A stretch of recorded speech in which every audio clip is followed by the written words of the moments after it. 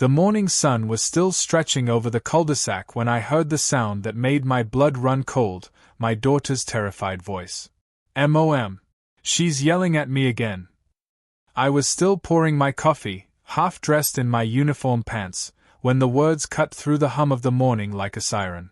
My instincts kicked in instantly. I grabbed my badge from the counter, though I wasn't planning to use it, not yet. Today, I was just a mom. Or at least, I tried to be. Through the kitchen window, I could see the familiar scene. The neighborhood bus stop at the end of Oak Ridge Drive, a few parents chatting, kids clutching backpacks, laughter in the air.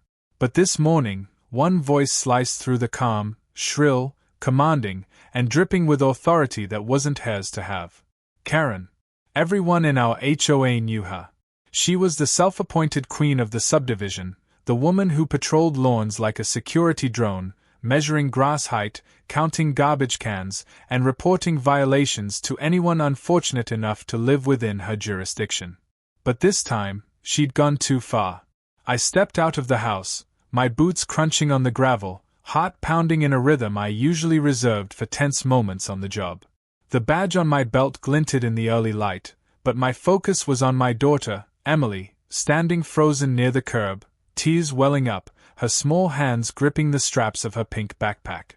And there she was, Karen, towering over her, finger pointed, face twisted with indignation. "Young lady," she was barking, "this is not your designated area to wait. The HOA rules clearly state." I didn't let her finish. "Excuse me," I said, walking closer, voice calm but heavy with authority I didn't have to fake. Karen spun around, clearly startled. She blinked when she saw me, the pressed navy blue pants, the calm stance, the stare that had made grown men confess during interrogations. But she didn't know who I was. Not yet. "Oh, you must be Emily's mother," she said, her tone switching to that fake sweetness people wear like perfume when they think they're in charge. "I was just explaining the neighborhood rules. Your daughter has been standing too close to the road, and I simply can't have." "Can't have what?" I asked softly, taking another step forward. "A child waiting for her school bus." The other parents started to notice the tension. Conversations faded, whispers rose. The bus wasn't due for another 5 minutes, and suddenly, everyone was watching. Karen huffed, straightening her pearl necklace. "Look, I'm on the HOA committee. It's my responsibility to ensure everyone follows the rules. Safety is very important here, you know." I smiled, that tight, professional smile that never reached my eyes. "I'm glad you care about safety," I said. "So do I. In fact, it's literally my job." She tilted her head, clearly missing the subtext. "Oh, are you with the PTA or something?" Before I could answer, Emily ran to me, clutching my side. "Mom, she said she was going to call someone to report me." Karen crossed her arms. "Well, yes. If people can't respect the regulations, we have to keep things orderly. That's what keeps this neighborhood so nice. You understand, right?" I took a deep breath. Every instinct told me to stay professional, to keep my voice even, but the mother in me, the one who tucked Emily in every night after 12-hour shifts, was raging. "Karen," I said evenly, "you don't get to yell at my kid. Ever." She blinked, offended. "Excuse me? I wasn't yelling. I was correcting her behavior. There's a difference. Parents these days are far too sensitive." My jaw tightened. The other parents exchanged uneasy looks. The tension was thick enough to choke on. I took a slow step closer, lowering my voice so only she could hear me. "If you ever speak to my daughter like that again, you won't be dealing with the HOA." She scoffed, rolling her eyes. "Oh please. What are you going to do? Report me to the board? I am the board."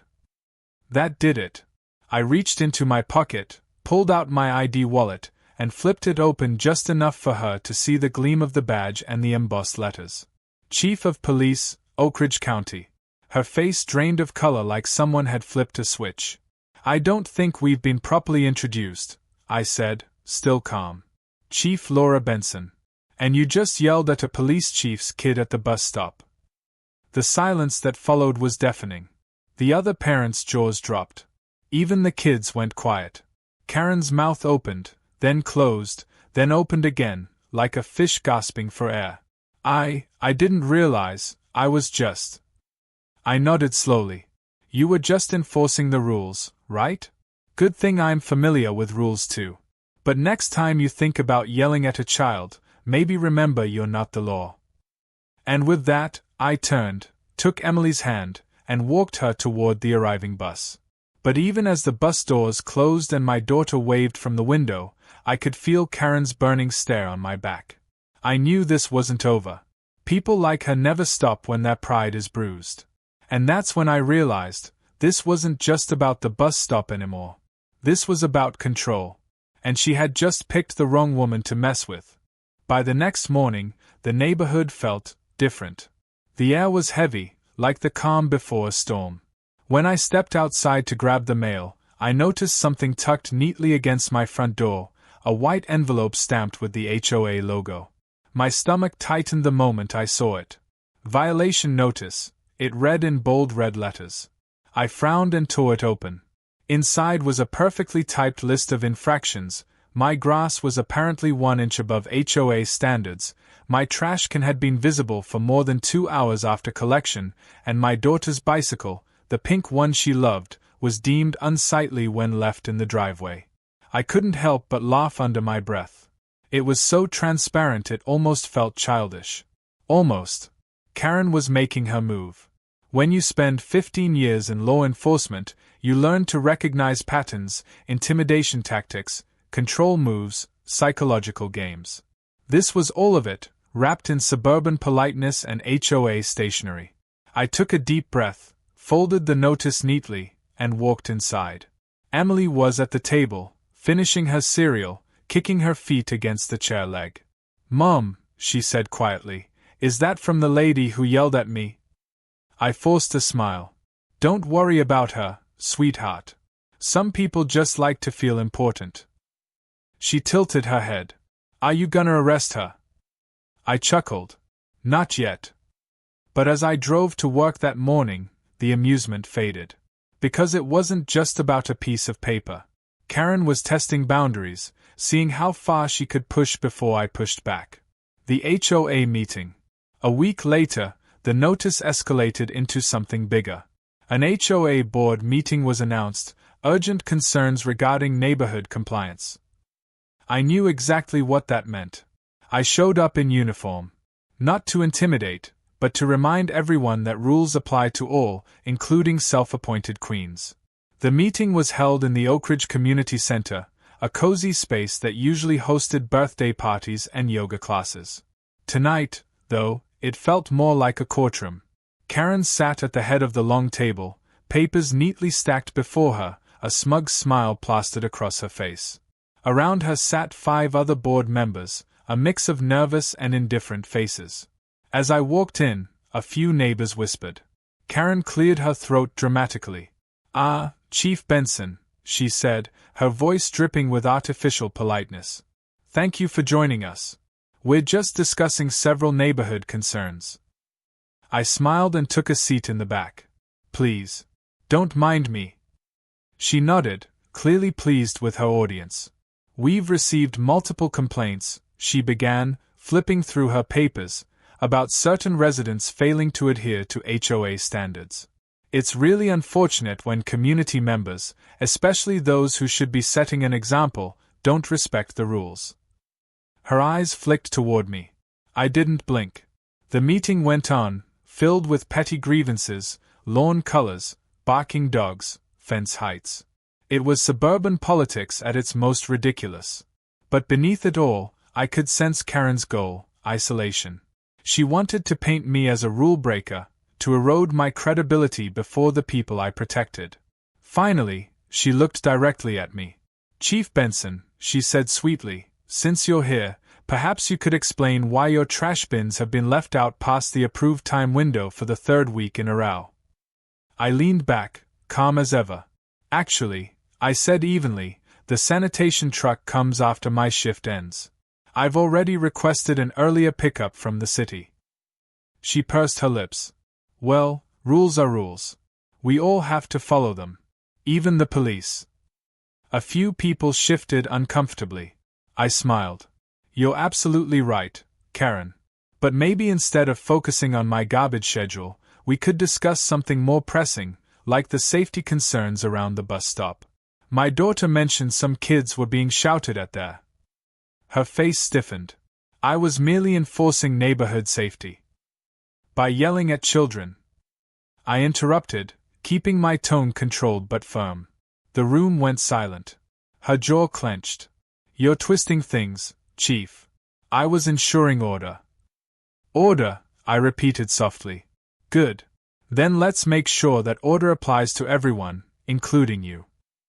Karen's composure cracked for just a moment. Her cheeks flushed, and I saw the flicker of anger behind her forced smile. After the meeting ended, I could feel the shift in the air. Half the neighbors avoided my eyes, the other half nodded to me in quiet solidarity. Karen, though, stormed out before I could say another word. The surveillance game.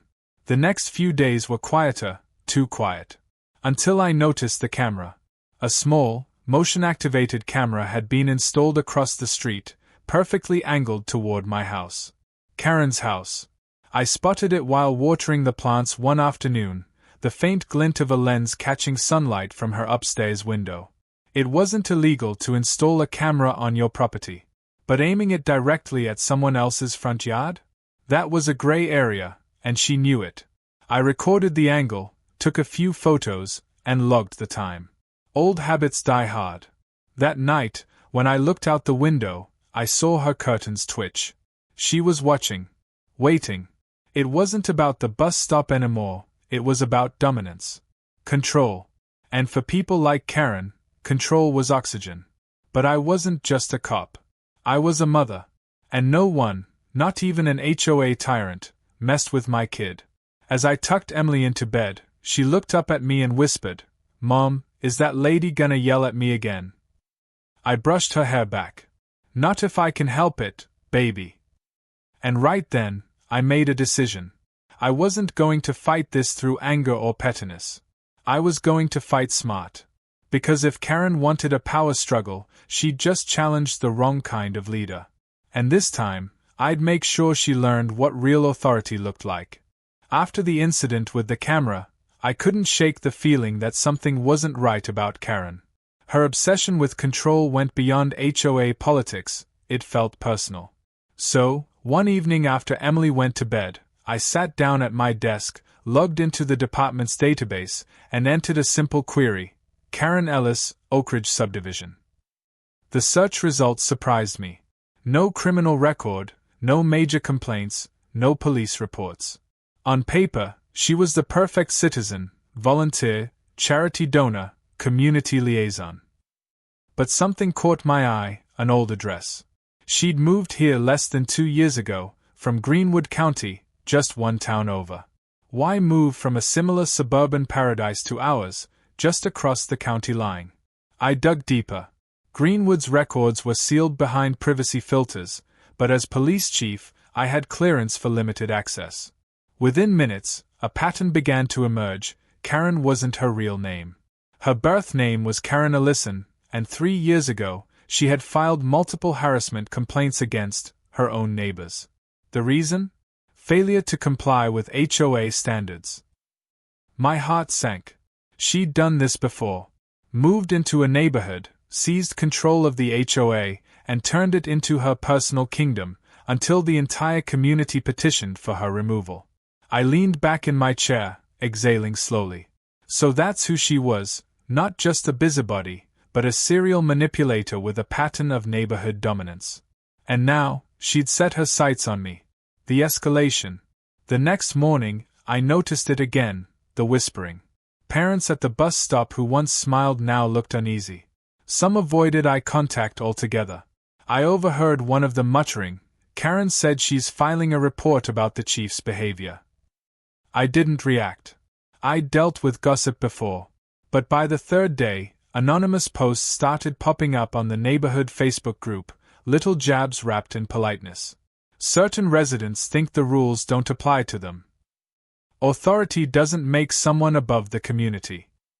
Safety matters more than titles. All unsigned. All her tone. I didn't need proof to know. Karen was trying to turn the neighborhood against me, to make me the villain in her perfectly curated story. But I wasn't going to stoop to her level. I was going to end it, clean, fair, and by the book. The plan. That night, I sat with my deputy, Mark, at the station. Mark, I said, sliding the file toward him, I need you to do a quiet background check on someone. Off the record. He raised an eyebrow. Personal. Community-related, I replied with a smirk. When he saw the name, he chuckled. Oh, her. My wife follows her on Facebook. She's famous for those passive-aggressive HOA rants. Yeah, I muttered. She's about to get famous for something else. Within a few hours, Mark handed me a report. Nothing illegal, but something odd, 2 restraining orders filed against her by former neighbors. One man had even claimed she'd followed his children to the bus stop and photographed them. I stared at the paper for a long moment. That changed everything. This wasn't just an annoying HOA feud, it was a pattern of harassment and control, escalating each time someone pushed back. And now, she'd aimed her obsession at my child. The confrontation set up. The next Saturday, the HOA held its quarterly Community Beautification Day, a mandatory volunteer event where residents trimmed bushes, cleaned sidewalks, and pretended to enjoy each other's company. I showed up deliberately late. When I arrived, Karen was already in full command mode, clipboard in hand, barking orders at volunteers like a drill sergeant with a superiority complex. "Oh, Chief Benson," she called out with that practiced smile, "glad you could join us. We were just discussing proper driveway maintenance." I smiled back, the same way you smile at a suspect before reading their rights. "Karen, could I have a word in private?" Her eyes narrowed, but she followed me toward the side of the park, away from the crowd. "What's this about?" she asked sharply. I held out a folder. "Your file. Greenwood County." She froze. "You had no right." "I have every right when the safety of my community is at stake," I interrupted.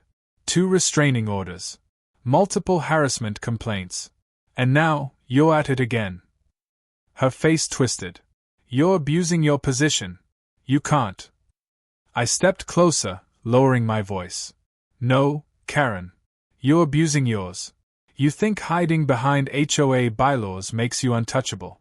But I've seen your pattern, the intimidation, the targeting, the obsession with control.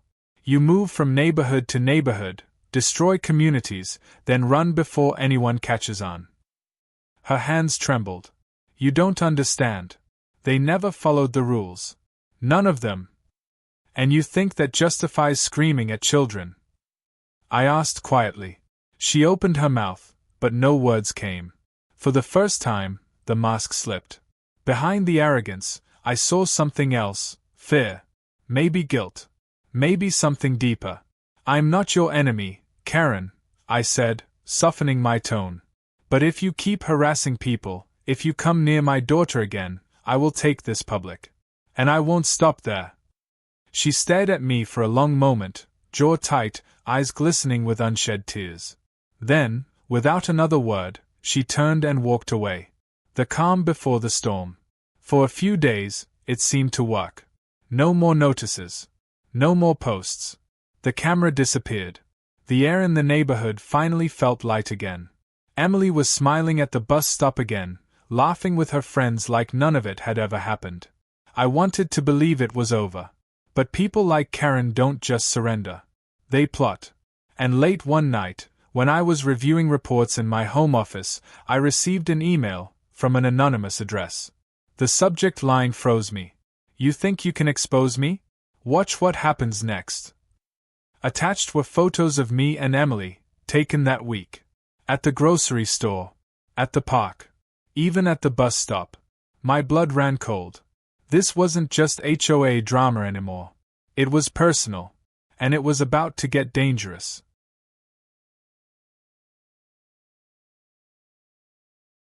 The moment I saw the photos, my instincts roared to life.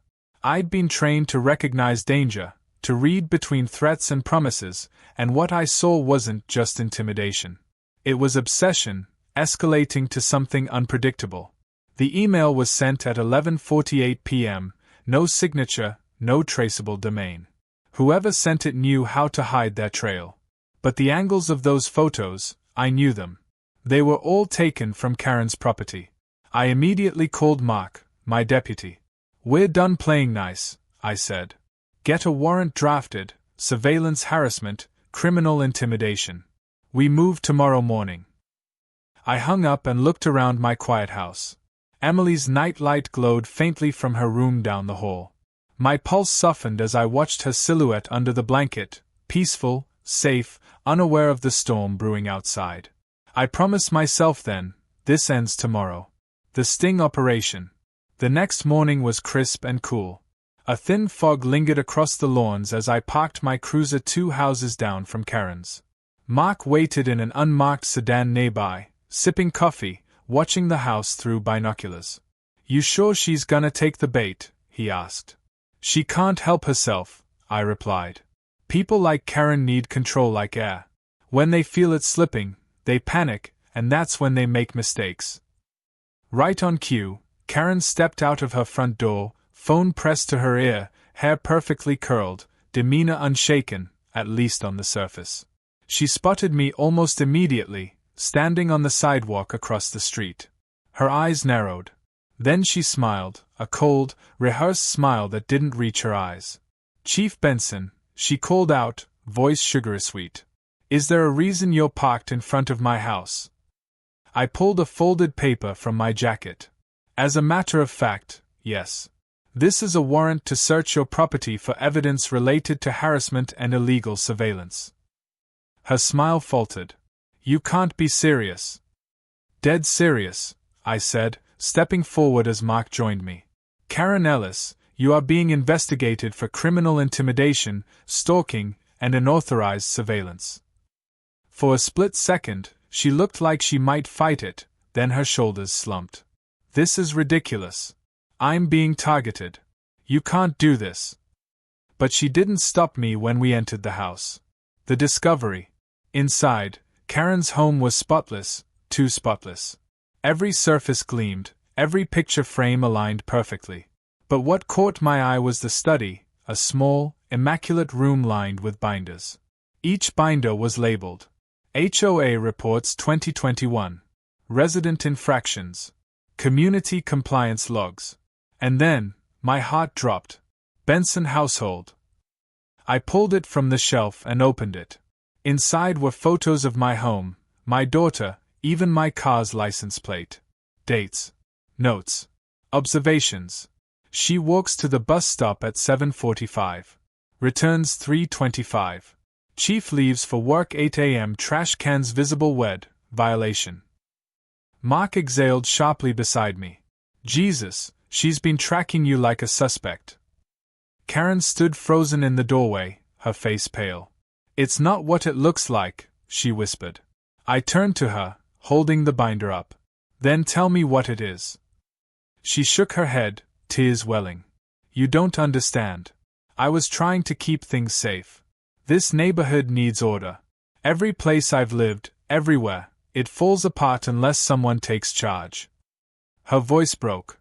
"When people stop following the rules, things go wrong. My son, he..." She stopped herself, trembling. I softened slightly. "Karen, what happened to your son?" She pressed a shaking hand to her face. "He was hit by a car. Years ago. Outside his school. The driver didn't see him because the kids weren't standing in the right area. The rules existed for a reason, but no one listened." The room fell silent. For the first time, I saw the person behind the monster, a grieving mother clinging to control because she'd lost everything once before. But grief doesn't excuse harm. "I'm sorry for what you went through," I said quietly. "Truly. But you can't rebuild order by tearing people down. You scared my daughter. You crossed the line." Her lips quivered. "I didn't mean to hurt anyone." "Maybe not," I said softly.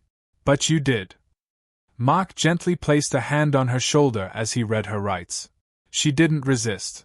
As they escorted her out, I stood in her doorway and watched, the queen of the HOA, finally silent. Aftermath. The days that followed felt like the weight of a storm lifting. Neighbors who had once whispered now came by with apologies, casseroles, and quiet words of thanks. The camera footage and the binder made the case airtight. Karen was charged with harassment, though I made sure she received counseling instead of jail time. It wasn't about revenge anymore. It was about closure. Emily seemed lighter, too. The morning she got on the bus without glancing over her shoulder, I finally exhaled. Life went back to normal, or as normal as it could be after the chaos. The HOA appointed a new board, one that actually focused on community instead of control. The grass grew an inch higher than regulation for a while, no one cared. Sometimes, when I drive past Karen's old house, I catch myself thinking about her. I wonder if she's getting help, or if she's just found another neighborhood to fix. But then I remember Emily's laughter, echoing through the kitchen, and I remind myself, we survived it. Epilogue, Justice and Grace. A month later, I received a letter, handwritten, no return address. Inside was a single line. I'm sorry. You were right, I needed help. Thank you for stopping me before I hurt anyone else. It wasn't signed, but I didn't need a signature. I folded the letter carefully and placed it in my desk drawer beside my badge. Sometimes justice doesn't mean punishment. Sometimes it means understanding why people break, and making sure they don't break anyone else. That night, as I tucked Emily into bed, she smiled sleepily. Mom, she whispered. Yeah, baby. You're the best police chief ever. I laughed softly. I don't know about that. She grinned. You caught the mean lady. I brushed her hair and kissed her forehead. No, sweetie, I said. We helped her stop being mean. Outside, the neighborhood was quiet, peaceful, and for the first time in months, the only sound at the bus stop was laughter.